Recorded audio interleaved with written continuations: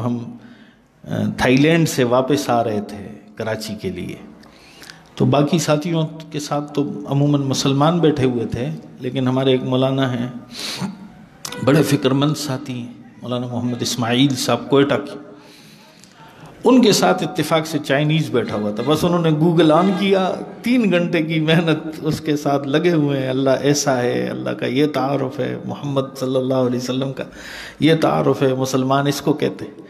وہ سنتا رہا، پھر اس نے کہا مجھے کلمہ پڑھاؤ۔ چائنیز نے ہوا میں جہاز کے اندر کلمہ پڑھا اور فکر مند ہوا کہ اب میں دین کیسے سیکھوں گا، کیونکہ آپ تو جا رہے ہیں، میں آگے عرب امارات جا رہا ہوں۔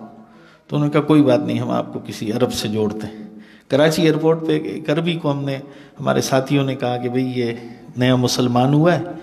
اس نے کہا یہ کہاں مسلمان ہوا ہے؟ انہوں نے کہا ہاں جہاز میں۔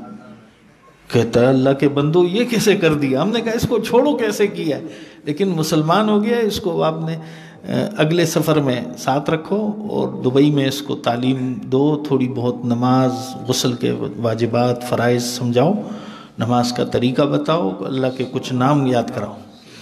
تو میرے بھائیو یہ تقاضے ہیں، ہمارے حضرت کا تقاضے کا انداز بڑا عجیب ہے، حضرت میں آپ کی خدمت میں وہ رکھتا ہوں۔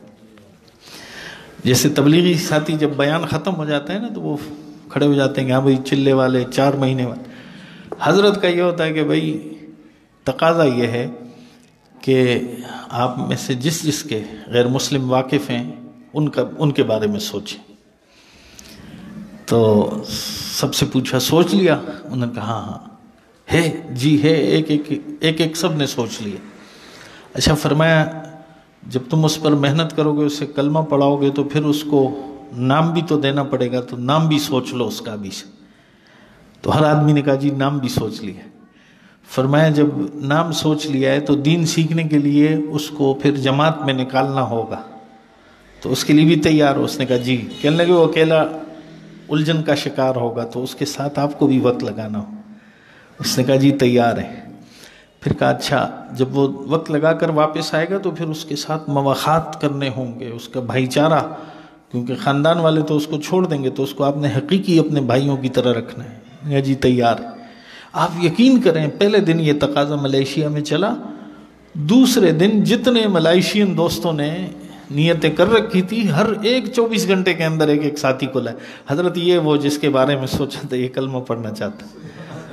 لوگوں نے کلمہ پڑھا، پھر حضرت نے پوچھا بھئی اس کا نام تم نے کیا سوچا تھا؟ کسی نے کہا میں نے خلیل سوچا، کسی نے کہا میں نے اسماعیل سوچا، کسی نے کہا میں نے بلال سوچا۔ نام رکھوا دیے سب کے۔ پھر فرمایا ان کو وقت بھی لگواؤ، ان کے ساتھ مواخات بھی کرو۔